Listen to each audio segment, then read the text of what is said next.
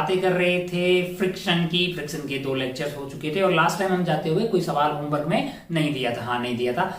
हाँ, हम बातें कर रहे थे रिपोज एंगल के बारे में। कौन सा एंगल? Angle of repose. तो आप हेडिंग डाल दीजिए एंगल ऑफ रिपोज और यहीं से आज का खेला शुरू करते हैं। एंगल ऑफ रिपोज या फिर repose angle. Angle of repose क्या है भाई साहब? बहुत आसान है, बहुत ही आसान, मतलब बहुत ही ज्यादा आसान। वैसे तो लास्ट टाइम भी आपको समझ में आ गया होगा, लास्ट टाइम थोड़ी सी बात की थी। मान लीजिए कि ये वाला एक प्लेन है, इसके ऊपर एक ब्लॉक रखा हुआ है। मैं इस प्लेन का इंक्लिनेशन बढ़ा रहा हूं, यानी इंक्लाइन प्लेन बन गया है, थीटा 0 से बड़ा हो रहा है, लेकिन ये वाला ब्लॉक मूव नहीं कर रहा है। ये वाला ब्लॉक मूव नहीं कर रहा है, इसका मतलब mg sin थीटा इधर जो लग रहा होगा उसको कोई बैलेंस कर रहा होगा। अब आप जानते हैं कि वो कौन सा है, वो क्या है? वो स्टैटिक फ्रिक्शन है, जो कि इसके बराबर है, just equal and opposite direction में। इसलिए ये भाई साहब रुके हुए हैं। मैंने कहा एंगल बढ़ाते जाओ, बढ़ाते जाओ, बढ़ाते जाओ, बढ़ाते गए, एंगल को बढ़ाते गए। ओहो, अभी भी नहीं गिर रहा, अभी भी नहीं गिर रहा। स्लाइडिंग स्टार्ट हो गई। देखो देखो देखो, जैसे ही मैं एंगल बढ़ा रहा हूं, धीरे धीरे धीरे स्लोली एक पर्टिकुलर एंगल पे हो क्या रहा है, वहां पे ये स्लाइडिंग स्टार्ट हो जाती है। जिस पर्टिकुलर एंगल पे ये स्लाइडिंग स्टार्ट हुई है, उसी एंगल को प्यार से बोला जाता है एंगल ऑफ रिपोज। कोई बहुत ज्यादा टफ चीज नहीं है। मान लीजिए कि अगर आप ध्यान से देखें, ऐसा देख लीजिए कि है हमारे पास इंक्लाइन प्लेन, ये वाला एंगल है अपने पास थीटा, यहाँ पे रखा हुआ है ब्लॉक जिसका है मास m और ब्लॉक और सरफेस के बीच का म्यू है म्यू। कोएफिशिएंट ऑफ फ्रिक्शन आपको म्यू दिया गया है। अच्छा, अब अगर आप ध्यान से देखें तो इसके ऊपर इधर की तरफ लग रहा होगा mg sin theta, mg sin theta इधर लग रहा होगा mg cos थीटा, और ऊपर लग रहा होगा नॉर्मल और इधर लग रहा होगा फ्रिक्शन, क्योंकि टेंडेंसी मूव करने की इसकी इधर की तरफ है। जैसे जैसे आप थीटा बढ़ा रहे हो, यानी ये एंगल जो है इंक्लिनेशन ऐसे बढ़ा रहे हो, जैसे जैसे बढ़ा रहे हो वैसे थीटा बढ़ा रहे हो, उससे क्या हो रहा है? उससे साइन थीटा बढ़ रहा है। थीटा बढ़ाते तो साइन थीटा बढ़ जाता है 0 से लेकर 90 के बीच में, उसके कारण mg साइन थीटा बढ़ रहा है, यानी ये खींचने वाला फोर्स बढ़ रहा है। फ्रिक्शन भी अपने हिसाब से वैल्यू एडजस्ट कर रहा है, बढ़ रहा है, अपनी मैक्सिमम औकात तक पहुंच जाएगा फ्रिक्शन। लेकिन ये फिर भी अगर बढ़ता रहे तो फ्रिक्शन बोलेगा भाई साहब एक लिमिट से ज्यादा हम नहीं बढ़ सकते, हम अपना मैक्सिमम वैल्यू जो बढ़ा सकते हैं इसकी वैल्यू म्यू इनटू एन होगी। उसके बाद में भी हम तुमको अगर नीचे जाने का इतना ही मन है, फिर टाटा बाय बाय हमारी साइड से जाइएगा। मैंने कहा ये जो मैक्सिमम रोक सकता है वो है लिमिटिंग फ्रिक्शन। कौन सा वाला? Limiting friction. वो क्या होगा? मैंने कहा वो म्यू इनटू एन हो सकता है। वो क्या होगा? Mu into N. और एन की वैल्यू क्या होगी? एन की वैल्यू हो जाएगी आपके लिए mg cos थीटा। तो लिमिटिंग फ्रिक्शन आपके लिए आ गया म्यू mg cos थीटा, है ना। अगर ये जस्ट स्लाइडिंग स्टार्ट कर दे, इसका मतलब mg sin थीटा जो है वो जस्ट बड़ा हो गया है किससे? म्यू mg cos थीटा के। तो मैं ऐसा मान लूं कि जस्ट इसके बराबर हो गया। हालांकि mg sin थीटा 0.00000 अनंत 0 के बाद में 1 उतना ज्यादा होगा किससे? इससे, तभी जाए स्लाइडिंग स्टार्ट हो जाएगी। तो जस्ट स्टार्ट करने के लिए क्या mg sin थीटा को म्यू mg cos थीटा के बराबर हो जाना चाहिए। अच्छा भाई साहब, बहुत बढ़िया। तो mg ने mg की बत्तियां गुल कर दी, इसको इधर ले आइए, बन गया है tan थीटा की वैल्यू आ गई म्यू। तो थीटा हमारे लिए क्या आ गया है?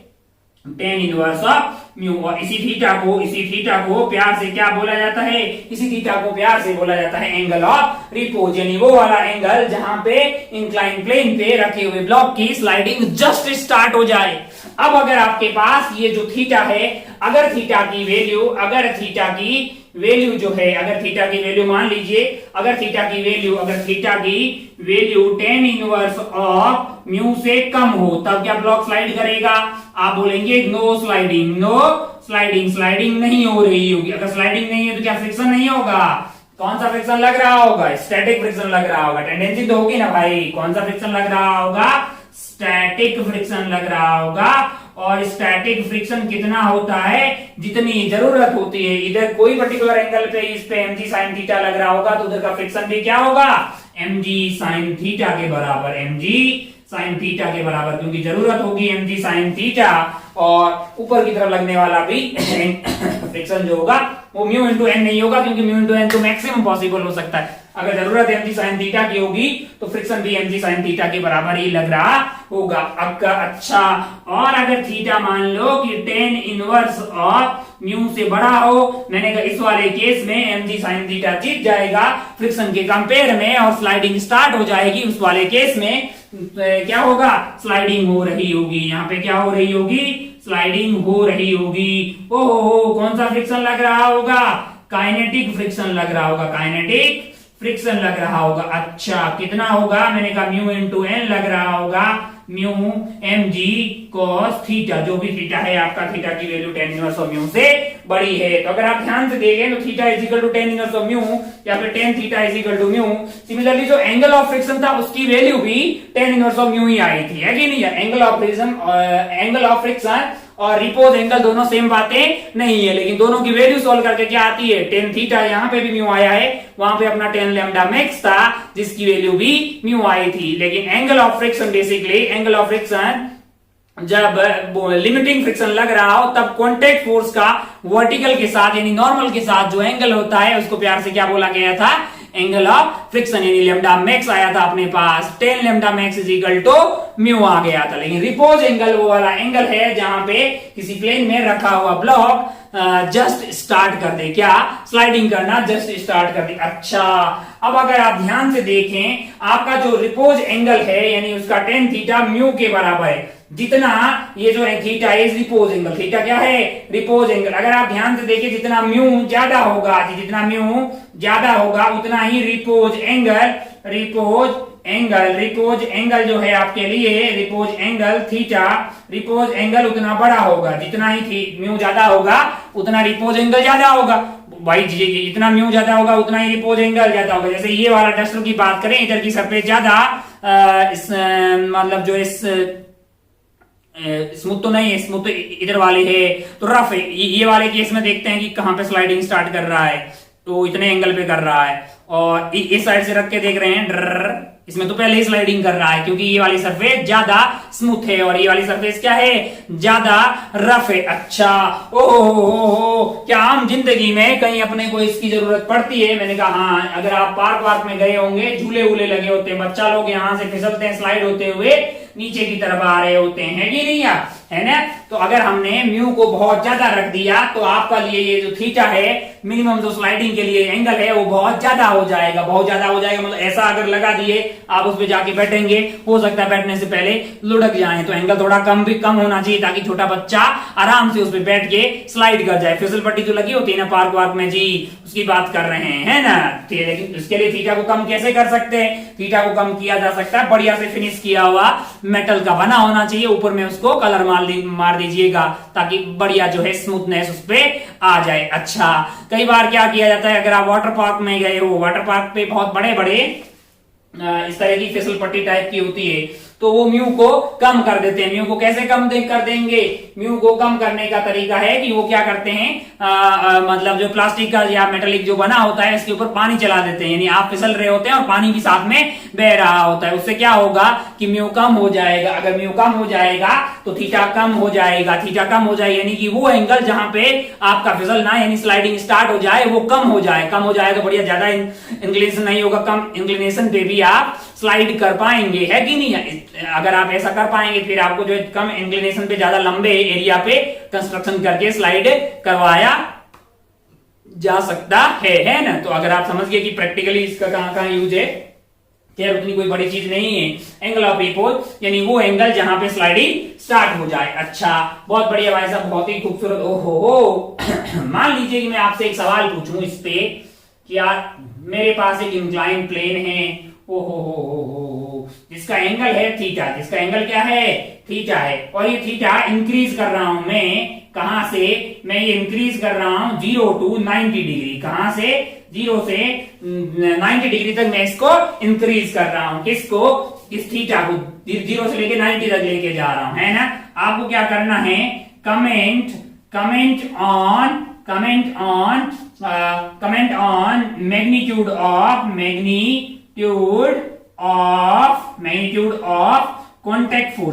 Of contact magnitude of contact force, comment on the magnitude of contact force. मैं थीटा को 0 से लेके 90 तक इंक्रीज कर रहा हूं, यानी पहले थीटा 0 था, पहले इंक्लाइन प्लेन ऐसा था, ऐसे लेके जा रहा हूं, और इसके ऊपर क्या रखा हुआ है, एक ब्लॉक रखा हुआ है, और ये है म्यू उनके बीच का। आपको क्या करना है, इस ब्लॉक पे लगने वाले कॉन्टैक्ट फोर्स पे कमेंट करना है ना। ऑप्शन है आपके पास, पहला है पहले बढ़ेगा देन घटेगा, है ना। बी ऑप्शन है कि पहले घटेगा देन बढ़ेगा। अच्छा, सी ऑप्शन है कि पहले कांस्टेंट रहेगा, क्या रहेगा, कांस्टेंट रहेगा देन इंक्रीजेस। डी ऑप्शन है आपके पास कि पहले कांस्टेंट रहेगा देन डिक्रीजेस, है ना। ई ऑप्शन में मान लीजिए कि पहले इंक्रीज होगा देन कांस्टेंट है। अच्छा, बहुत बढ़िया भाई साहब। एफ ऑप्शन में मान लीजिए आपको दिया हो कि पहले डिक्रीज होगा देन कांस्टेंट, है ना। तो आपको कमेंट करना है, किसके बारे में कमेंट करना है, जब जैसे जैसे थीटा आपको मैं वेरी करवाते हुए 0 से लेके 90 तक लेके जा रहा हूं, तो इस ब्लॉक पे लगने वाले कॉन्टैक्ट फोर्स पे के मैग्नीट्यूड पे आपको कमेंट करना है। ध्यान रहे, कॉन्टैक्ट फोर्स होता क्या है, कॉन्टैक्ट फोर्स होता है basically resultant of friction and normal. अगर आप भूल गए हैं तो जैसे ही आपको कॉन्टैक्ट फोर्स बोला जाए, आपको सिर्फ नॉर्मल अकेला मन में नहीं आना चाहिए, फ्रिक्शन एंड नॉर्मल दोनों का रिजल्टेंट आपके दिल में आना चाहिए। देखिए, वीडियो को पॉज मारिए, ABCDEF जो भी आपका ऑप्शन आपको अच्छा लग रहा हो इसके बारे में बात करते हैं। अच्छा, बहुत बढ़िया, आप वीडियो पॉज कीजिए, अपने आंसर तक जाइए, हम आंसर के लिए कोशिश करते हैं। अब हमने बोला कि थीटा आपका कहां से कहां तक जा रहा है, 0 से 90 डिग्री तक इंक्रीज कर रहा है। कौन इंक्रीज कर रहा है, थीटा इंक्रीज कर रहा है। मैंने कहा एक थीटा ऐसा आएगा जहां पे उसकी value tan inverse of mu हो जाएगी। तो मैं दो केस लेता हूं, one is theta less than tan inverse of mu, ये एंगल रिपोज एंगल हो गया। मैंने कहा अच्छा, इससे पहले अगर थीटा की value tan inverse of mu से कम होगी तो इस वाले केस में इस पे स्टैटिक फ्रिक्शन लग रहा होगा। इधर की तरफ mg sin थीटा लग रहा होगा, तो इस पे जो फ्रिक्शन लग रहा होगा उसकी वैल्यू क्या होगी, उसकी वैल्यू जितनी जरूरत होगी उतनी होगी, ना कि क्योंकि नॉर्मल की वैल्यू mg cos थीटा के बराबर होगी। अगर ये mg cos थीटा है, नॉर्मल की वैल्यू क्या हो जाएगी, mg cos थीटा।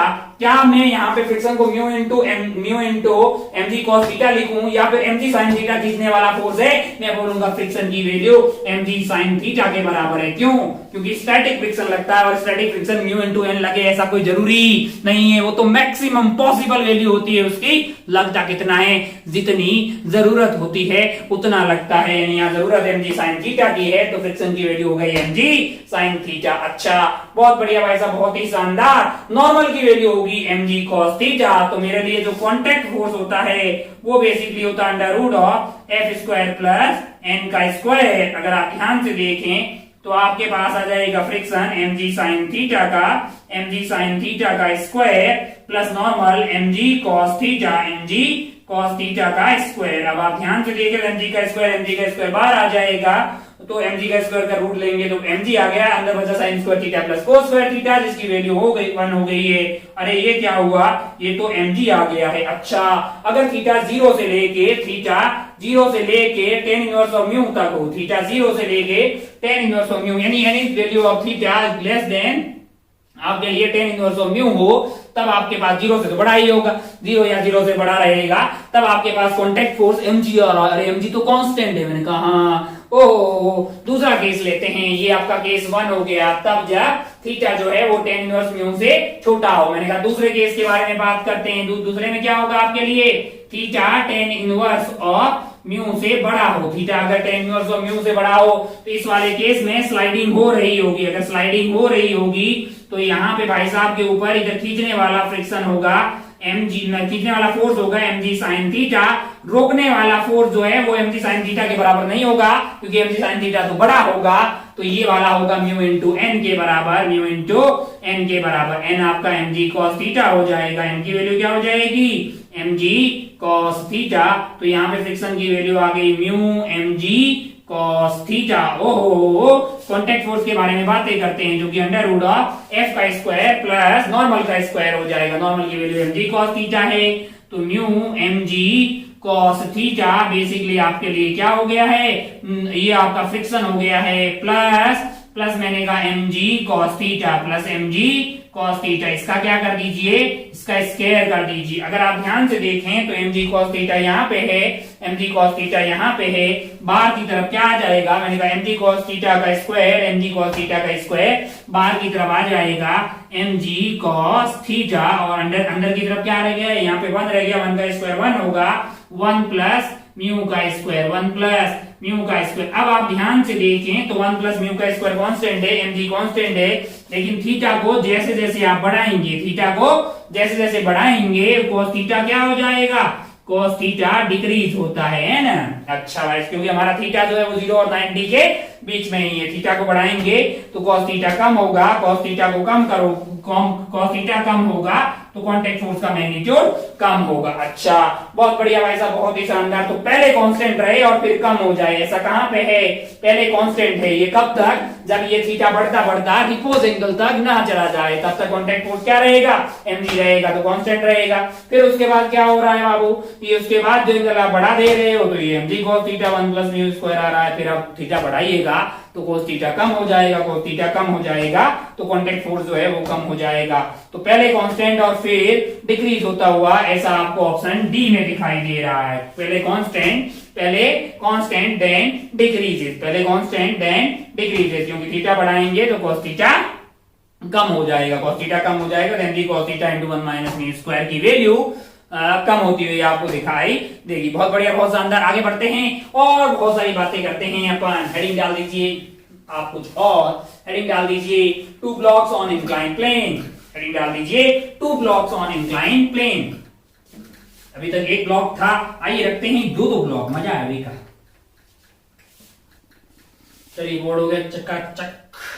आगे बढ़ते हैं, हेडिंग डाल दिए 2 blocks on incline plane, 2 blocks on incline plane, 2 blocks on inclined plane।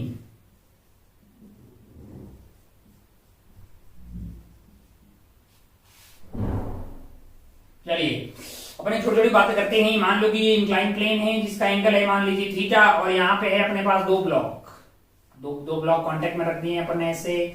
मान लीजिए कि ये M1 है और ये कौन है, ये M2 है। ओ हो, और यहाँ और सरफेस के बीच का M1 मान लीजिए आपको μ1 दिया हुआ है, कोफिशिएंट ऑफ फ्रिक्शन, और इसके और सरफेस के बीच का आपको दिया हुआ है μ2, यानी फ्रिक्शन का कोफिशिएंट पहले वाले ब्लॉक और सरफेस के बीच में है μ1 और सरफेस और दूसरे वाले ब्लॉक के बीच में है μ2। अच्छा, बहुत बढ़िया भाई साहब, बहुत ही बेहतरीन, खूबसूरत। अब अपने को अलग अलग केस लेने हैं और इसके बारे में थोड़ी सी बातें करनी है। पहला वाला केस कि μ1 और μ2 हो 0, दोनों ही क्या हो, 0 हो, मतलब सरफेस कैसी हो, स्मूथ हो। तो आप मुझे ये बताइए कि इन दोनों के बीच में क्या कोई नॉर्मल लग रहा होगा कि नहीं लग रहा होगा, और दोनों की एक्सेलरेशन क्या होगी, इन दोनों की एक्सेलरेशन इधर की तरफ क्या होगी, और उन दोनों ब्लॉक के बीच में लगने वाला नॉर्मल क्या होगा। कितना आसान है, μ1 और μ2 0 है, इसका मतलब कोई फ्रिक्शन लगने वाली नहीं है भाई साहब। इसके ऊपर इधर की तरफ लग रहा होगा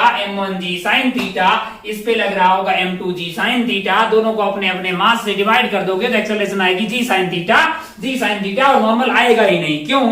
क्योंकि दोनों ब्लॉक आराम से एक दूसरे की को बगैर कोई डिस्टर्ब किए नीचे की तरफ प्रस्थान कर रहे होंगे, दोनों की इनिशियल स्पीड 0 होगी और दोनों की एक्सेलरेशन सेम होगी। अच्छा, बहुत बढ़िया। मास में तो अगर दो सरफेस कांटेक्ट में हो तो क्या जरूरी है कि नॉर्मल लगेगा? मैंने कहा नहीं। इस बोर्ड के बगल में मैं ऐसे खड़ा हूं, है ना, जब तक मैं बोर्ड को धक्का नहीं दूंगा तब तक ये बोर्ड मुझे धक्का देने वाला नहीं है। अगर दो सरफेस कांटेक्ट में होगी तो कोई जरूरी नहीं है कि नॉर्मल लगेगा, लेकिन अगर एक सरफेस दूसरे के अंदर घुसने का मतलब जो है ऐसी जरूरत करेगी तब दूसरी सरफेस जो है उस पर नॉर्मल लगाती है, और ये भी पहले वाली सरफेस पे लगाएगी। तो इस पर्टिकुलर केस में इन दोनों के बीच का ये वाला नॉर्मल 0 होगा। हाँ, ये बात सत्य है कि इस पे m1g cos थीटा इधर से लग रहा होगा और इस पे m2g cos थीटा सेकंड वाले पे ऐसे लग रहा होगा, पर दोनों सरफेस के बीच का यानी दोनों ब्लॉक के बीच का नॉर्मल 0 होगा। इस वाले केस में n0 होगा और एक्सेलरेशन दोनों की हो जाएगी g sin थीटा। अच्छा, ये तो बहुत ही आसान हो गया। अब मैं बोल रहा हूं दूसरा वाला केस। अच्छा, दूसरा वाला केस। अच्छा भाई, बहुत बढ़िया हो। मान लीजिए कि μ1 और μ2 जो है वो नॉन जीरो है और आपस में इक्वल है,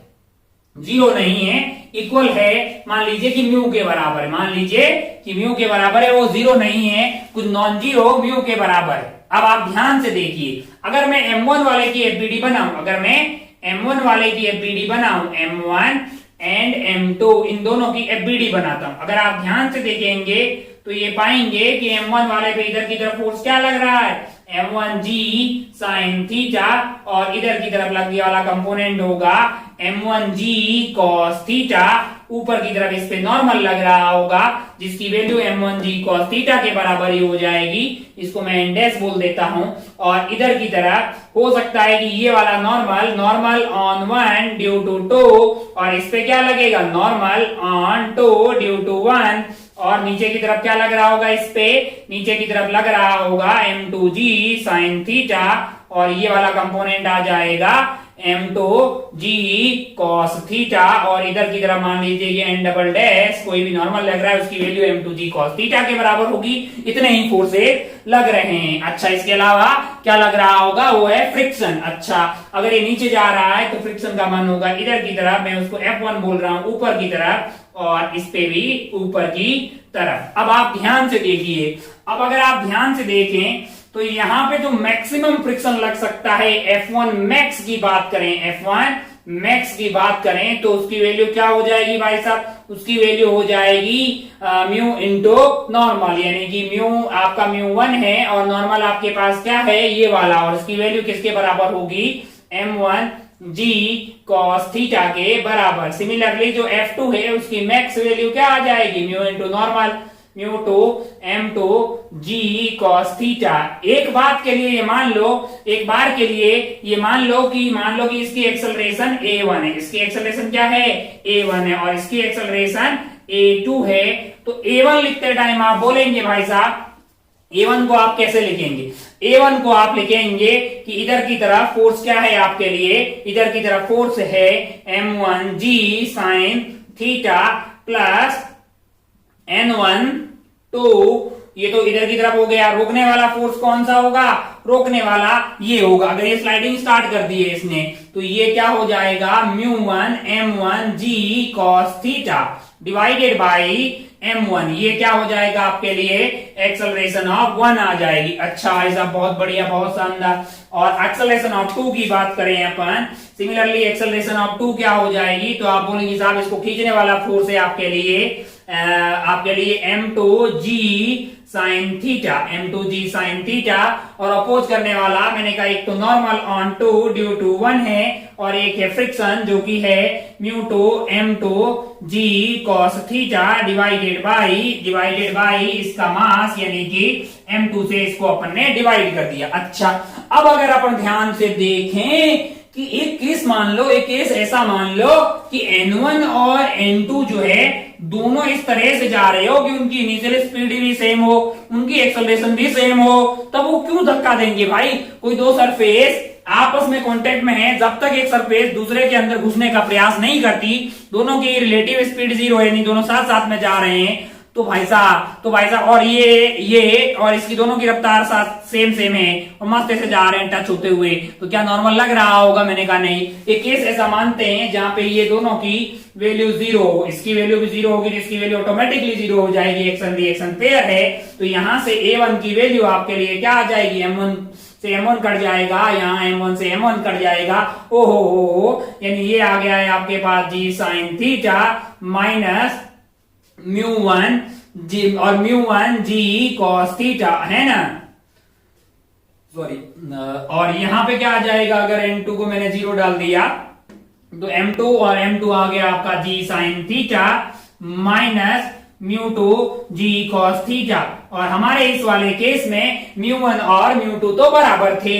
अगर म्यू1 और म्यू2 बराबर थे, अगर म्यू1 और म्यू2 बराबर थे, तो यहाँ पे आपके पास A1 और A2 हो गए बराबर। A1 और A2 क्या हो गए बराबर। अगर A1 और A2 बराबर हुए और इनिशियल स्पीड तो 0 थी दोनों की, फिर नॉर्मल होगा ही क्यों? मैंने कहा यही तो बोला है हमने कि नॉर्मल नहीं है लल्ला। और इस वाले केस में जो कि पहला वाला केस क्या था, पहला वाला था कि फ्रिक्शन नहीं होगी, फ्रिक्शन होगी ही नहीं, तब नॉर्मल 0 होगा और एक्सेलरेशन g sin थीटा होगी। दूसरे वाले केस में अगर यहाँ दोनों के म्यू सेम हुए तब इनके बीच का यानी यहाँ का ये जो नॉर्मल है बीच का नॉर्मल क्या होगा 0 होगा, बीच का नॉर्मल 0 होगा और दोनों की एक्सेलरेशन सेम होगी और वो एक्सेलरेशन होगी g sin theta minus mu g cos theta, क्योंकि मास से तो डिवाइड हो गया, मास तो कट ही गया है और म्यू जो म्यू1 और म्यू2 दोनों का सेम है यानी वो म्यू के बराबर हो, तब इनके बीच में कोई नॉर्मल नहीं आएगा। अच्छा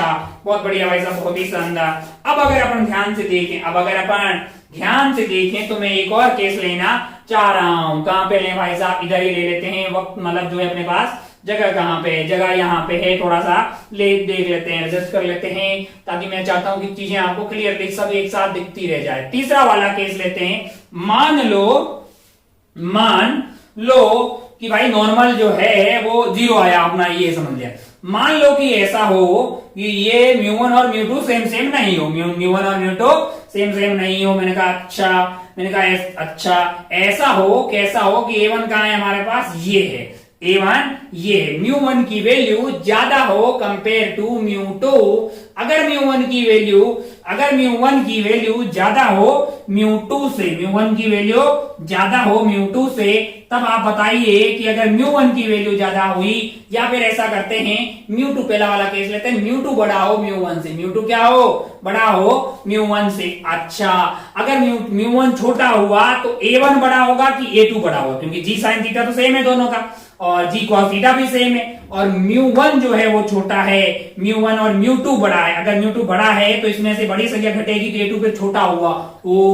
तो इस वाले केस में अगर म्यू आपके लिए म्यू2 बड़ा हुआ है तो A2 छोटा हो जाएगा, यानी बड़ा कौन हो जाएगा, A1 बड़ा होगा A2 से। अगर इसकी टेंडेंसी यानी आगे वाले की एक्सेलरेशन ज्यादा है पीछे वाले की कम है, फिर तो कोई दिक्कत ही नहीं। मैंने कहा क्या होगा, मैंने कहा भाई नॉर्मल लगने का सवाल ही पैदा नहीं होता। मैंने कहा क्यों, क्योंकि ये दोनों तो अलग अलग हो जाएंगे। आगे वाला तेजी से भाग रहा होगा आगे, क्योंकि उसकी एक्सेलरेशन ज्यादा होगी, थोड़ी देर में रफ्तार भी ज्यादा हो जाएगी, सेपरेशन ज्यादा आ जाएगी, पीछे वाले की एक्सेलरेशन कम रहेगी। तो इस वाले केस में क्या होगा, इस वाले केस में नॉर्मल तो 0 होगा, क्योंकि नॉर्मल के होने का सवाल ही पैदा नहीं होता है और ये अलग कट लेगा और वो पीछे आराम से आ रहा होगा।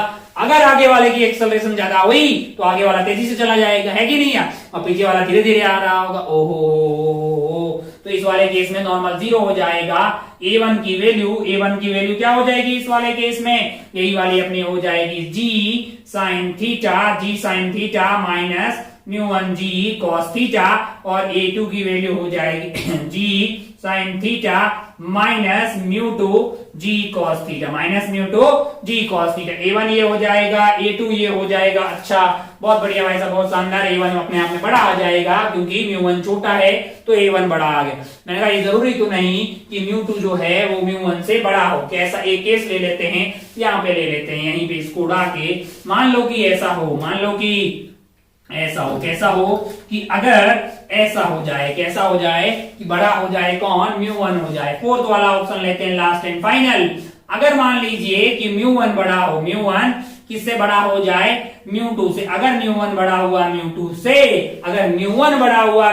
से, तो A1 छोटा हो जाएगा। ऐसे अपने फॉर्मूले से क्या आ जाएगा, A1 छोटा है A2 से। क्या ऐसा पॉसिबल है कि ये जो है इसका एक्सेलरेशन अपने A1 माना है, इसका A2 माना है, और A1 वाला कम एक्सेलरेशन से जा रहा हो और पीछे वाले भाई साहब तेज एक्सेलरेशन से जा रहे हो?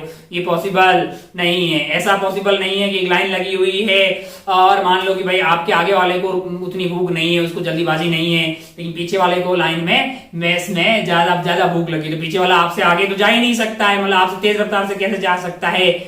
फिर उसको क्या करना पड़ेगा, आपको धक्का लगाना पड़ेगा और आप फिर दोनों जो है आगे की तरफ तेजी से जाएंगे। तो ऐसा पॉसिबल नहीं है कि भाई पीछे वाले की एक्सेलरेशन ज्यादा हो। अगर पीछे वाले का एक्सेलरेशन मतलब जो है पीछे वाले का जो है इधर जाने का मन ज्यादा है तो अब ये पीछे वाला इस पे नॉर्मल लगाएगा भाई साहब। अब क्या होगा, अब नॉर्मल पक्का, अब नॉर्मल जो है वो जीरो नहीं हो सकता। पीछे वाला आइटम जो है धक्का देगा, पीछे M2 जो है M1 को धक्का देगा और दोनों की एक्सेलरेशन एक कॉमन आएगी। क्या आएगी, ए आएगी और दोनों कॉमन एक्सेलरेशन से चल रहे होंगे।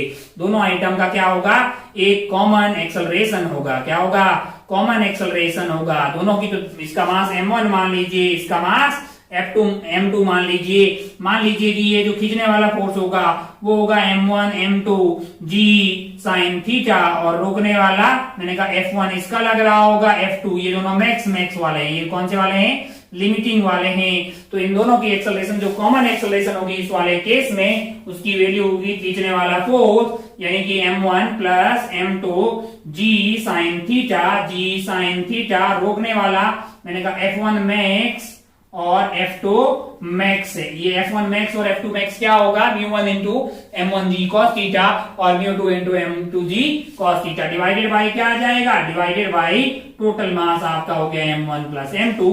और इस वाले केस में नॉर्मल जीरो नहीं होगी। क्या वो नॉर्मल निकाली जा सकती, मैंने कहा हाँ। अब आप क्या करें, अब आप या तो M1 का एफबीडी बना दें या M2 का एफबीडी बना दें। अरे भाई M1 का एफबीडी बनाएंगे, अगर आप M1 का एफबीडी बनाएंगे तो M1 पे कौन कौन लग रहा है, तो आप बोलेंगे भाई साहब कि M1 G sin थीटा खींचने वाला होगा, रोकने वाला मैंने कहा F1 मैक्स और इधर से क्या लग रहा होगा, मैंने कहा this is normal on 1 due to 2 और इसकी एक्सेलरेशन क्या होगी A और उसकी वैल्यू क्या है, मैंने कहा ये रही M1 G sin theta plus normal on 1 due to 2 minus F1 max is equal to M1 into A और A की वैल्यू डाल दीजिए। ये अगर आप A की वैल्यू को वो डालते हैं तो फिर सॉल्व करके क्या नॉर्मल ऑन 1 ड्यू टू 2 आ जाएगा। क्या उतना ही नॉर्मल अपना 1 वाला 2 पे लगा रहा होगा, मैंने कहा ये तो एक्शन रिएक्शन पेयर है ना भाई साहब। 1 के द्वारा 2 पे जो नॉर्मल लग रहा होगा या 2 के द्वारा 1 पे जो नॉर्मल लग रहा होगा वो दोनों ही सेम होंगे। तो ऐसे पता किया जा सकता है। बहुत बढ़िया भाई साहब, बहुत ही खूबसूरत। हो सवालों पे बढ़ते हैं। एक सवाल अपन देखते हैं, इस पे एक सवाल लेते हैं। सबसे टफ कौन सा केस हुआ, फोर्थ वाला। तो फोर्थ वाला बना लेते हैं। तो फोर्थ वाला एक सवाल लिख लेते हैं। अच्छा, सवाल पे जाने से पहले मैं एक और बता दूं कि ये जो ब्लॉक लोग हैं इनको ऐसे की बजाय मैं ऐसे रख दूं। कैसे रख दूं, जरा देखिएगा, जरा ध्यान से देखिएगा। मैं ऐसे रख दूं, कैसे रख दूं, यहाँ पे ब्लॉक M1 रख दिया मैंने और यहाँ पे धागा लगा के ब्लॉक M2 रख दिया है ना भाई साहब। अब बताइए पहले वाला केस कि फ्रिक्शन हो ही नहीं, तब बताइए नॉर्मल की जगह यहाँ टेंशन आ गया ना भाई। यहाँ पे नॉर्मल की जगह क्या आ गया है, टेंशन आ गया है। अब जरा ध्यान से देखिए और सोचिए कि भाई जो पहला वाला केस था, जो आपका पहला वाला केस था, जहां पे क्या था, मैंने कहा म्यू1 इज इक्वल टू म्यू2। म्यू1 म्यू2 कहां पे है, मैंने कहा यहाँ का म्यू1 है और यहाँ का क्या है, म्यू2 है। Coefficient of static coefficient of मतलब जो है स्टैटिक एंड काइनेटिक दोनों से म्यू दिया हुआ है आपको। तो म्यू1 इज इक्वल टू म्यू2 इज इक्वल टू मान लो कि 0 है, सरफेस स्मूथ है। तो दोनों का एक्सेलरेशन क्या होगा, दोनों का एक्सेलरेशन होगा G sin थीटा और टेंशन 0 आ जाएगी। अरे आगे नहीं यार, दोनों मस्त अपना है। इस पे M1 G sin थीटा लग रहा होगा, इस पे M2 G sin थीटा लग रहा होगा और दोनों की एक्सेलरेशन G sin थीटा होगी। इनिशियल स्पीड सेम है, कोई रिलेटिव ऐसा खींचतान वाला मैटर नहीं होगा, तो कोई टेंशन आने वाला नहीं है। अच्छा, दूसरा वाला केस लेते हैं। दूसरा वाला केस ले लें, मान लो कि म्यू1 इज इक्वल टू म्यू2 is equal to not equal to 0 but equal to mu. क्या तब भी इन दोनों की एक्सेलरेशन सेम होगी, मैंने कहा इसकी एक्सेलरेशन A1 होगी, इसकी एक्सेलरेशन A2 होगी। कोई नॉर्मल नहीं आया था, ठीक वैसे ही यहाँ पे कोई टेंशन आने वाला नहीं है और इन दोनों की एक्सेलरेशन होगी G sin theta minus mu G cos theta. अच्छा, तीसरा वाला केस हमने लिया था। तीसरे वाले केस में वहां पे दिक्कत क्या थी, अब यहाँ पे देखिए। अब यहाँ पे अगर आप म्यू1 को ज्यादा रखेंगे, मान लो कि म्यू1 को आपने ज्यादा रख दिया तीसरे वाले केस में, और फोर्थ वाले केस में मान लो कि आपने म्यू2 को ज्यादा रख दिया म्यू1 से। म्यू1 को ज्यादा रखेंगे तो इसकी एक्सेलरेशन क्या होगी, म्यू1 को ज्यादा रखेंगे, जिसको ज्यादा रखेंगे उसकी एक्सेलरेशन कम आएगी। वैसे इसकी एक्सेलरेशन कम होगी, इसकी ज्यादा होगी, तो क्या होगा कि ये पहले क्या होगा कि स्लोली इधर आगे बढ़ रहा होगा, ये ज्यादा एक्सेलरेट हो रहा होगा तो आके इससे टकरा जाएगा और ये धागा क्या होगा, फोल्ड हो जाएगा। और अगर म्यू2 बड़ा हुआ म्यू1 से, अगर μ2 बड़ा हुआ μ1 से, μ2 बड़ा हुआ μ1 से, तो इसका मतलब एक्सेलरेशन ऑफ 1 जो है वो बड़ा वैसे होना चाहिए 2 से। अगर मान लो धागा नहीं होता, अगर मान लो धागा नहीं होता तो एक्सेलरेशन 1 की ज्यादा होती 2 से, लेकिन ये पॉसिबल नहीं है, तो दोनों को कॉमन एक्सेलरेशन ए से जाना पड़ेगा। दोनों को क्या करना पड़ेगा? कॉमन एक्सेलरेशन ए से नीचे की तरफ प्रस्थान करना पड़ेगा। क्यों? क्योंकि बंधे हुए हैं, रिश्तों में बंधे हुए हैं। खींचने वाला फोर्स आपके लिए m1g sin theta plus m2g sin theta, रोकने वाला होगा दोनों का friction divided by total mass कर देंगे। अच्छा, बहुत बढ़िया भाई साहब, बहुत ही शानदार, खूबसूरत, खूब सारे सवाल आपको ऐसे पूछे जा सकते हैं। अपन एक सवाल बनाते हैं, सबसे टफ वाला केस जो है उसी पे बना लेते हैं। मान लीजिए कि हमारे पास सवाल ऐसा है, कैसा है, मान लीजिए कि ये वाला एंगल है 37 डिग्री, ओहो, और यहाँ पे रखा हुआ है मास, यहाँ पे फिर एक मास और रखा हुआ है। मान लीजिए कि इसका नाम अनीता नहीं, आगरा नहीं, हाँ ए है, मान लीजिए ब्लॉक का नाम ए है और ब्लॉक का नाम बी है। ओहो, मास मान लीजिए है 1 kg और ये क्या है 2 kg। अच्छा, हम चाहते हैं कि भाई दोनों के बीच में नॉर्मल वगैरह आए, नॉर्मल आए तो यहाँ का फ्रिक्शन और यहाँ का फ्रिक्शन कर देते हैं अलग अलग। अच्छा, अलग अलग कर देते हैं। इसका मान लो कि मैंने ज्यादा रख दिया, मान लो कि यहाँ का म्यू 0.5 रख दिया और यहाँ का 0.2 रख दिया, तो काम हो जाएगा क्या? म्यू ज्यादा होगा तो एक्सेलरेशन कम होगी, एक्सेलरेशन कम होगी तो मतलब दोनों साथ में आएंगे। ओहो, आपको क्या पूछा गया है? आपको सब कुछ पूछा है, जो जो बता सकते हो इस वाले में सब कुछ बताएं, जो जो बता सकते हो सब कुछ बताया जाए। चलिए भाई साहब शुरू हो जाएं, चलिए शुरू हो जाएं। टिक टिक टिक टिक, हम बोर्ड को साफ करते हैं। मतलब जो है यहाँ दोनों के बीच में कितना नॉर्मल लगेगा वो बताएं, एक्सेलरेशन क्या होगी वो बताएं, नॉर्मल बताएं, एक्सेलरेशन बताएं, normal between the blocks and acceleration of the blocks बताइए, क्या अलग अलग होगी, क्या सेम होगी, बताइए। अब आप ध्यान से देखें तो हमारे पास है M1 और M2। ये हमारा M1 है, अगर आप ध्यान से देखें पिछले वाले एनालिसिस से, और ये आपका है μ1 और ये है μ2। आप ऑब्जर्व कर सकते हैं कि μ1 जो है वो बड़ा है किससे? μ2 से। μ1 बड़ा है, चल नहीं रहा भाई साहब, चल गा नहीं रहे हो यार, खा रहे हो।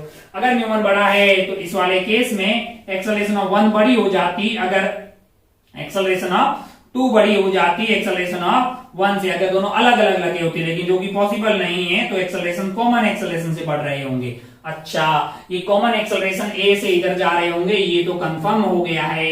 अच्छा, अगर आप ध्यान से देखें तो मैं चाहता हूं कि इस पे खींचने वाला फोर्स पहले पता कर लेता हूं।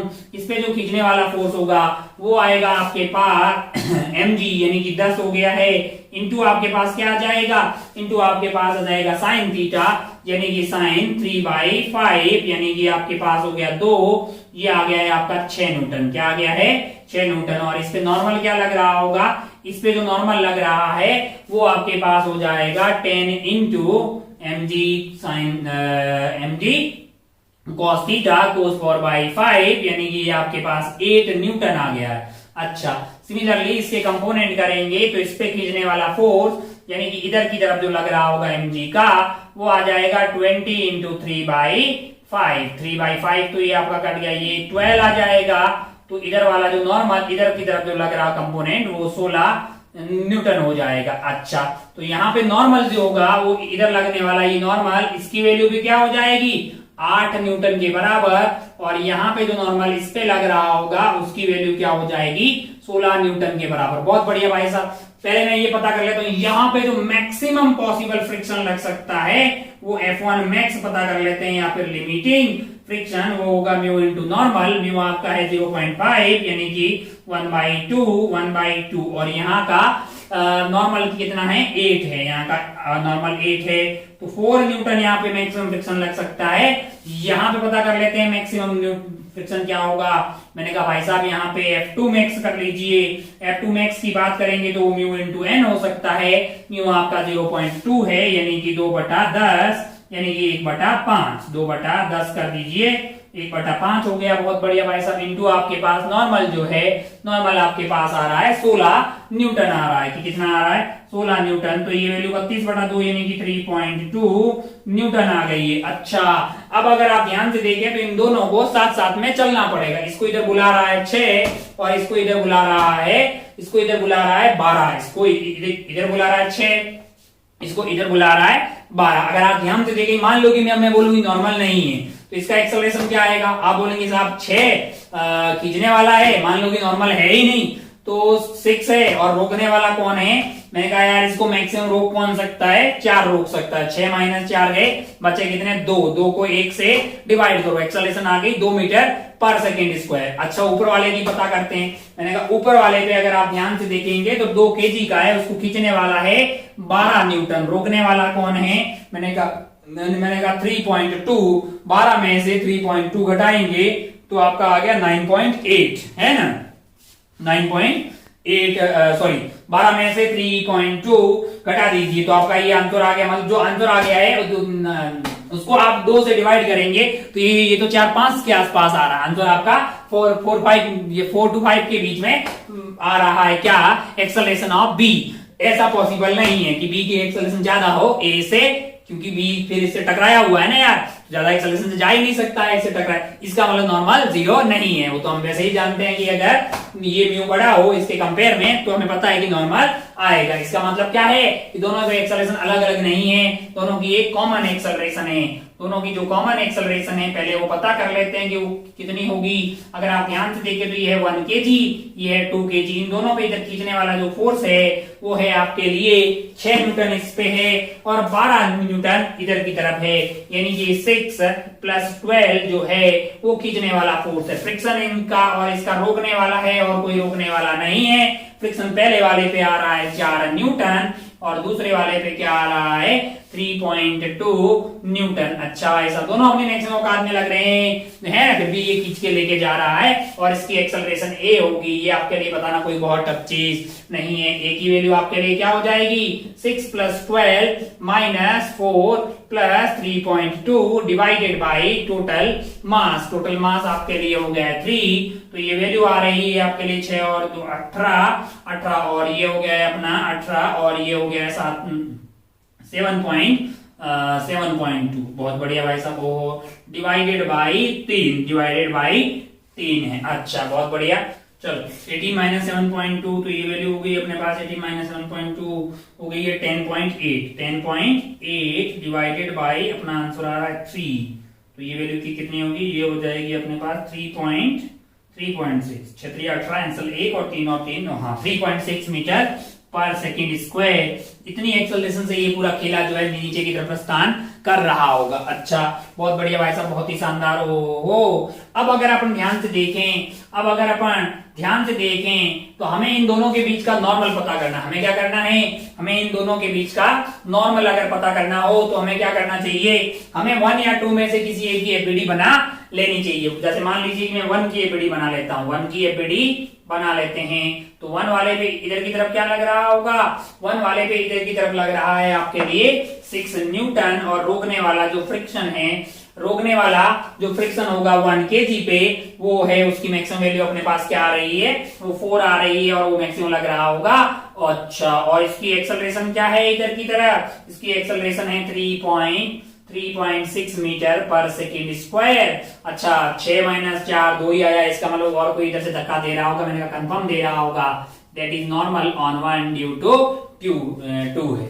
अच्छा, 6 + नॉर्मल ऑन 1 ड्यू टू 2 ये -4 दैट इज इक्वल टू 1 × 3.6 है ना? तो 6 - 4 ये अपना 2 हो गया है। तो N12 की वैल्यू आपके लिए ये वैल्यू हो गई 2, तो 2 इसमें से घटा दीजिए 3.6 - 2 यानी 1.6 न्यूटन आपके पास ये आ जाएगा। अब आप ध्यान से देखिए तो आपके लिए जो है 1.6 आ गया। बहुत बढ़िया भाई साहब, बहुत ही शानदार। 1.6 न्यूटन जो है आपके यहाँ पे उतना ही फोर्स क्या कौन लगा रहा होगा? 1 जो है वो 2 वाले पे लगा रहा होगा। कैलकुलेशन सारी ठीक की है ना? हाँ, 3.6 आ गया। 2 को उधर ले गए 3.6 - 2 1.6। हाँ ठीक है, बहुत बढ़िया। इतना ही फोर्स जो है 1 वाला 2 पे उधर की तरफ नॉर्मल लगा रहा होगा। ये बहुत अच्छी बातें हो गई है, बहुत ही बढ़िया भाई साहब, बहुत ही शानदार। दो आपके लिए ब्लॉक रखे हुए थे इंक्लाइन प्लेन पे। आइए बढ़ते हैं आगे और कुछ अलग टाइप की बातें अब करते हैं ना। बहुत अपने इंक्लाइन खेल लिया, फिर से लौट के आएंगे इस पे इंक्लाइन प्लेन पे, फिर से लौट के आएंगे, पुली ब्लॉक लाएंगे मार्केट में इंक्लाइन प्लेन के ऊपर। पहले थोड़ी सी और छोटी छोटी बातें करते हैं। जैसे मान लीजिए कि क्या करें थोड़ा हाँ देख ऐसा देख तू देख एक सवाल देख जिससे कि कुछ मास्टर समझाना ऐसा चाह रहा है कि मान लीजिए कि ऐसा एक सरफेस ऐसे यहाँ पे एक धागा लगा हुआ है और इस धागे से एक ब्लॉक लगा हुआ है और मान लीजिए कि ब्लॉक का मास आपको 2 kg दिया हुआ, क्या दिया हुआ है 2 kg दिया हुआ है और इधर की तरफ फोर्स लग रहा है 5 न्यूटन, क्या लग रहा है 5 न्यूटन और मान लीजिए कि यहाँ का जो म्यू है वो आपको दिया हुआ है 0.5 देने का मतलब 1/2 into 20 is 10। आपसे पूछा जाए कि यहाँ पे टेंशन क्या होगी, धागे में टेंशन क्या होगी। बहुत ज्यादा आसान थू लेवल का सवाल, तुरंत बताइए कि धागे में टेंशन क्या होगी, ये बहुत आसान सा सवाल है आपके लिए। अब आप सोचते हैं भाई साहब की मतलब ये है तो इधर लग रहा होगा 20, तो इधर भी लग रहा होगा नॉर्मल 20 के बराबर, तो यहाँ मैक्सिमम जो फ्रिक्शन लग सकता है वो आप तुरंत बोल देंगे भाई साहब कि नॉर्मल 20 के बराबर है, तो 20 इंटू यहाँ का म्यू आपने 0.5 दिया है यानी 1/2, वो तो 10 न्यूटन हो सकता है। और खींचने वाला कौन है, वो 5 है। अगर ये 5 इधर लग रहा है तो अब यह सवाल उठता है कि कौन पहले आया होगा। अगर फ्रिक्शन पहले आया होगा तब तो कोई दिक्कत ही नहीं है, फ्रिक्शन पहले आया होगा, ब्लॉक उधर गया ही नहीं होगा, और अगर ब्लॉक उधर गया ही नहीं होगा फिर टेंशन आने का सवाल ही पैदा नहीं होता। टेंशन तो तब आती है जब उसकी धागे की लंबाई में कोई परिवर्तन करने की कोशिश करता है तो धागा उसका अपोज करता है, वही तो फोर्स है टेंशन का। मैंने कहा एक तो ये हो सकता है, ये अच्छा दूसरा थॉट क्या हो सकता है, दूसरा ये हो कि भाई साहब जो ये 5 न्यूटन है उसको ये टेंशन बैलेंस कर ले, 5 न्यूटन से कोई फ्रिक्शन आएगी ही नहीं। आप सोचिएगा कौन सी विचारधारा सही है। 2 जवाब ये हो सकते हैं कि फ्रिक्शन तो तब लगेगी ना जब ये स्लाइड करेगा, फ्रिक्शन तो तब लगेगी जब ये स्लाइड करेगा। अगर ये 5 न्यूटन है और ये टेंशन आपकी 5 न्यूटन के बराबर हो जाए अगर, तो फिर फ्रिक्शन लगा ही नहीं भाई साहब, फ्रिक्शन को जरूरत ही नहीं पड़ी ना।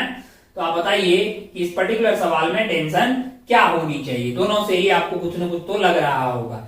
रियलिटी ये है कि जब आपने 5 न्यूटन इसको इधर लगाया होगा तो इस वाले ब्लॉक का उधर जाने का मन था, तो इसने स्लाइड करने की कोशिश की होगी, तो अब यहाँ पे 2 सवाल पैदा होते हैं कि पहले फ्रिक्शन आया कि पहले टेंशन आया। भाई साहब पहले फ्रिक्शन आता है। अब मैं ये सब बता रहा हूं, ऐसा बहुत सारे सवालों में आईआईटी ने भी पहले ये मान के बहुत बार आंसर दिया गया है, तो हमें लड़ाई करने की कोई जरूरत नहीं है। हम आपको लॉजिक बता दे रहे हैं कि जैसे ही ये वाला ब्लॉक इधर स्लाइड करने की कोशिश करेगा इसके अंदर एक टेंडेंसी आएगी, जैसे ही 5 इसमें लगाया तो इसके अंदर टेंडेंसी आई, और फ्रिक्शन तो टेंडेंसी का अपोज करता है, यानी फ्रिक्शन ने अपोज कर दिया।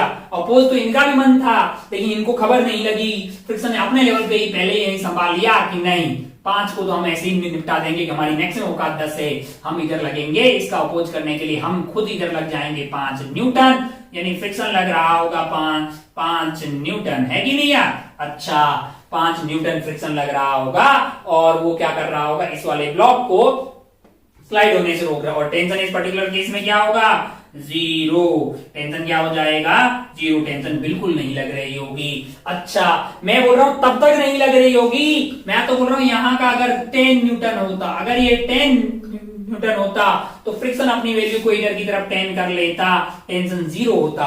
लेकिन अगर ये 11 न्यूटन होता तो फ्रिक्शन 10 मैक्सिमम लगा सकता है, फिर टेंशन आती 1 न्यूटन। फिर क्या आती, 1 न्यूटन। अगर ये 11 होता तो फ्रिक्शन अपना मैक्सिमम इधर लगा देता 10, बचा कुचा एक फिर जो है इस टेंशन को लगाना पड़ता था। आप नोट बना के लिख दीजिए कि यहाँ पे कि पहले फ्रिक्शन आती है, जब ऐसी लड़ाई हो टेंशन और फ्रिक्शन में पहले कौन आएगा, तो आप वहां पे लिख दीजिए कि पहले फ्रिक्शन आती है। जब टेंशन और फ्रिक्शन में लड़ाई होती है कि पहले कौन आएगा, तब वहां पे फ्रिक्शन पहले आती है। चलिए आगे बढ़ते हैं, कुछ और सवाल देखते हैं जिससे ये बातें और ज्यादा क्लियर अपने को होती हुई दिखाई देगी, है ना। हमारे बहुत आसान सा है, लड़ाई से होती है ना भाई साहब की, फ्रिक्शन आएगी कि हम सीधा टेंशन से ही बैलेंस कर लें, ऐसा नहीं है। पहले फ्रिक्शन आएगी, पहले फ्रिक्शन कोशिश करेगी हम रोक लेते हैं, अगर हम नहीं कर पाएंगे तो आप धागा अपना जो है टेंशन लगा के रोकें। तो आप नोट बना के लिख लें कि जहां पे ऐसी लड़ाई हो रही हो टेंशन और फ्रिक्शन में, ये कंफ्यूजन सा हो रहा हो कि पहले टेंशन आएगा कि फ्रिक्शन अपनी आएगा, तो वहां पे फ्रिक्शन अपनी मैक्सिमम औकात या मैक्सिमम जो स्लाइडिंग का अपोज है वो पहले फ्रिक्शन करेगा, है ना, फिर उसके बाद आप धागे में टेंशन डाल सकते हैं। चलिए आगे बढ़ते हैं, एक आध और सवाल देखते हैं ताकि और ज्यादा चीजें क्लियर हो। चलिए सिमिलर सा एक और सवाल बना लेते हैं ताकि और ज्यादा क्लियर हो जाए बात, हम कहना क्या चाह रहे हैं।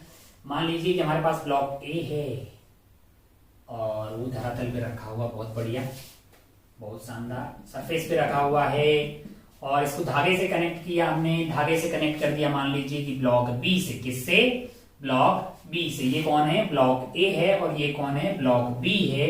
ये मान लीजिए हैं 1 kg के, और ये मान लीजिए हैं 2 kg के, और यहाँ का म्यू आपको मान लो दे दिया जाए, म्यू आपका दिया है यहाँ पे 0.6, और यहाँ का म्यू आपको मान लिया दे दिया जाए, यहाँ का म्यू ले लीजिए आप 0.5, क्या 0.5, और इधर की तरफ अपन एक फोर्स लगा रहे हैं, that force is equal to 5t newton, 5t newton. T वहां पे कहाँ है?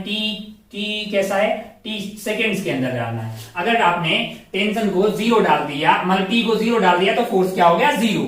तो आपको क्या करना है? दोनों ब्लॉक पे लगने वाला फ्रिक्शन, और आपको क्या बताना है? आपको बताना है फ्रिक्शन ऑन ब्लॉक्स है, फ्रिक्शन ऑन ब्लॉक्स। अच्छा, friction on blocks and tension in धागा, टेंशन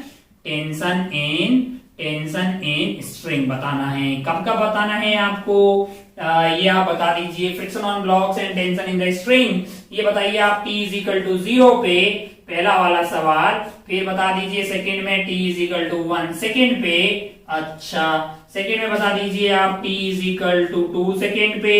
ओहो, थर्ड में आप बता दीजिए t इज इक्वल टू 1, 0 हो गया। 0 पे तो कुछ नहीं होगा, 0 पे तो क्या होगा भाई? 0 मत बताइए, 0 क्या बताओगे भाई? देखो F0 हो गया तो फ्रिक्शन 0, टेंशन 0। इसको 1 सेकेंड कर दीजिए, इसको 2 सेकेंड कर दीजिए, इसको 3 सेकेंड कर दीजिए, इसको कितना करें? इसको कर लीजिए 4 सेकेंड, देखते हैं ना, 4 सेकेंड होगा, नहीं तो फिर 5 कर देंगे। चलिए फर्स्ट देखते हैं, t is 1 second, t is equal to 1 second, t is equal to 1 second में फोर्स आपके पास हो गया 5 न्यूटन। क्या हो गया है? 5 न्यूटन। ब्लॉक बी का एपीडी बनाइए, ब्लॉक बी जिसका मास है 2 kg, और इधर की तरफ t is equal to 1 second पे, पहले की बातें कर रहे हैं, t is equal to 1 second, 1 second पे ब्लॉक बी पे, इधर की तरफ फोर्स लग रहा है 5, इधर की तरफ क्या लग रहा है? फोर्स 5। ओहो, हमने पहले पता किया कि यहाँ पे मैक्सिमम फ्रिक्शन क्या हो सकता है, तो हमें पता लगा भाई साहब कि 0.5 इंटू नॉर्मल हो जाएगा 20, यानी कि 10 न्यूटन हो सकता है। क्या हो सकता है? 10 न्यूटन हो सकता है। मैंने कहा यहाँ पे अगर आप ध्यान से देखेंगे तो एफ मैक्स की वैल्यू आपके लिए आ रही होगी 0.6 इंटू नॉर्मल है 10, यानी कि 6 न्यूटन। क्या हो सकता है? 6 न्यूटन। अच्छा, अब आप ध्यान से देखिए, इसके ऊपर लगा 5 और इधर टेंशन है, इधर टेंशन है, इधर फ्रिक्शन है, लड़ाई हो गई कि पहले कौन आएगा? Tension friction. जी, तो ये फ्रिक्शन के टेंशन को बोला तुम टेंशन मत लो, हम हैं, जब हम नहीं कर पाएंगे तब तुम करना। ओह 5, मैंने कहा ये तो 10 हो सकता है मैक्सिमम, ये क्या होगा? 5 लगेगा भाई, जितनी जरूरत होगी उतना लगेगा। टेंशन क्या होगी? 0। ये कौन से वाले ब्लॉक की बातें हो रही है? बी वाले की। तो ए वाले को तो घटना का पता भी नहीं लगेगा, क्योंकि इधर की टेंशन 0 है, तो इस पे लगने वाला फ्रिक्शन क्या होगा? अपने आप में 0। अच्छा, इससे फ्रिक्शन क्या लग रहा होगा?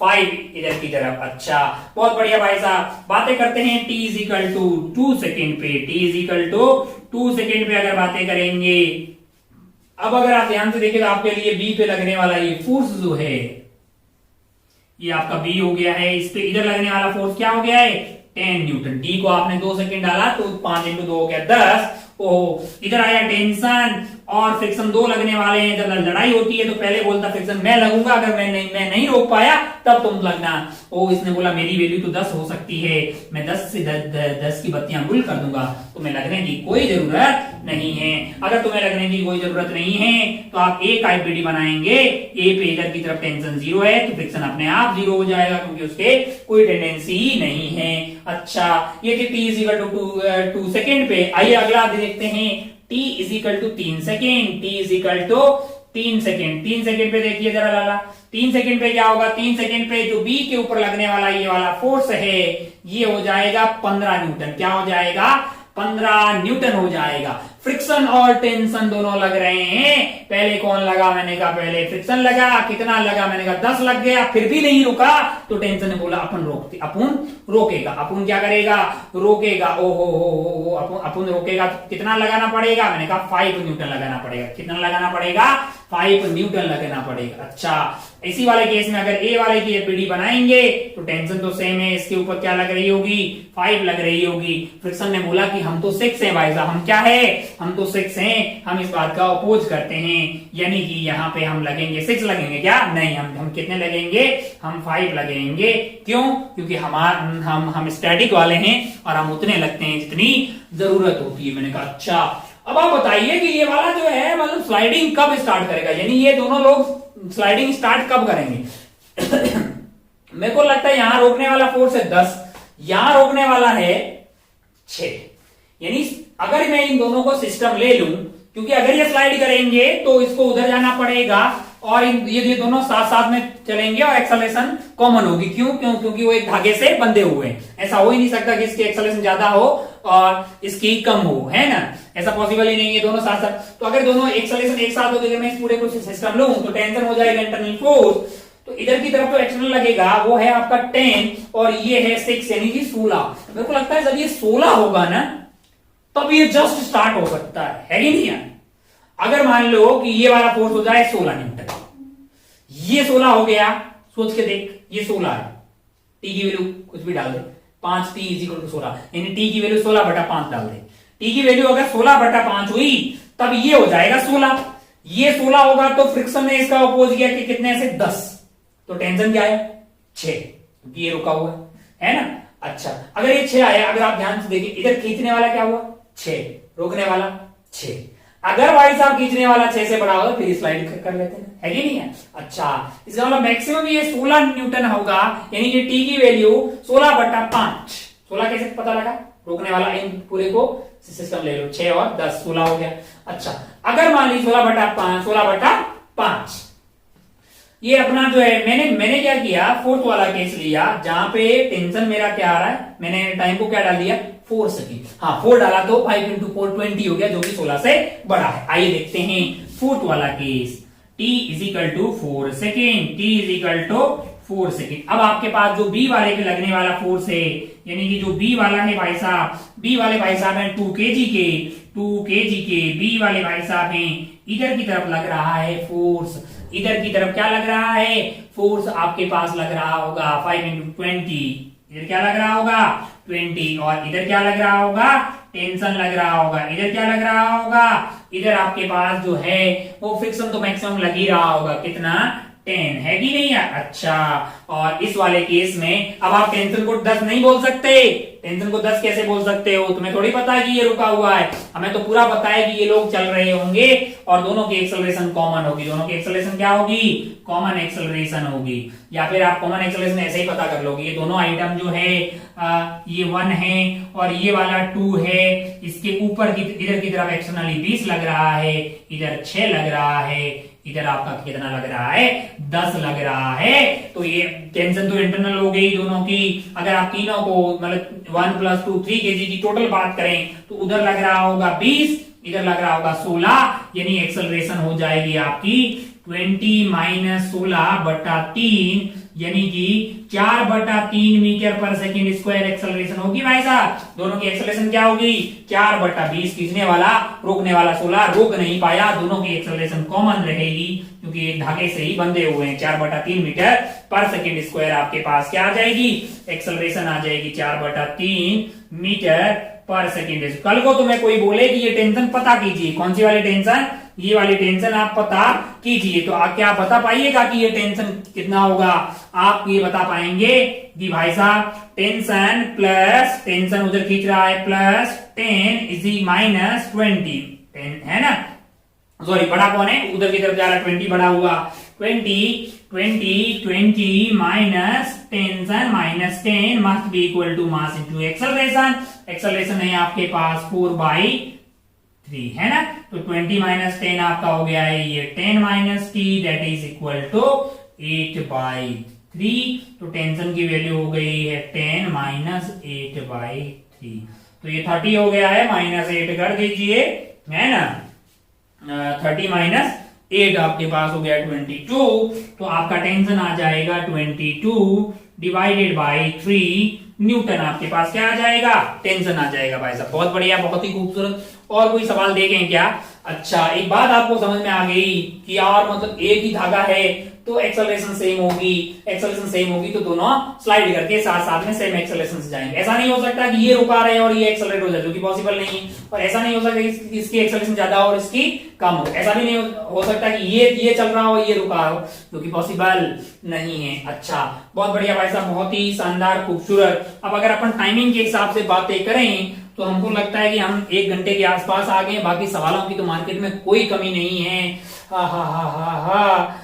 तो हमको लगता है कि फिर अभी दूसरी इसी में और वेरिएशन लाएंगे, इसी में अपन और वेरिएशन लाएंगे, लाते हैं फिर अगली वाली क्लास में। खूब सारे अच्छे सवाल सॉल्व करते हैं। इन सब बातों पे आप होमवर्क करते रहिएगा। मतलब वो तो बहुत ज्यादा जरूरी है, बगैर उसके कोई काम अपना पूरा होता ही नहीं है। मतलब कोई भी सब्जेक्ट लो यार, मतलब मैथमेटिक्स है, फिजिक्स है, जो भी सब्जेक्ट है इसमें आपको चीजें सिखाई जाती है, जो होमवर्क मिलता है वो करना चाहिए।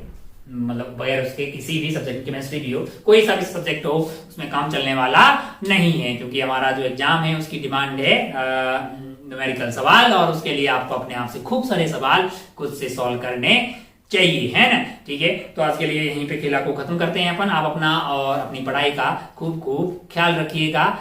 देखने के लिए, सुनने के लिए बहुत बहुत धन्यवाद आपका। जय हिंद, जय भारत, टेक केयर, बाय।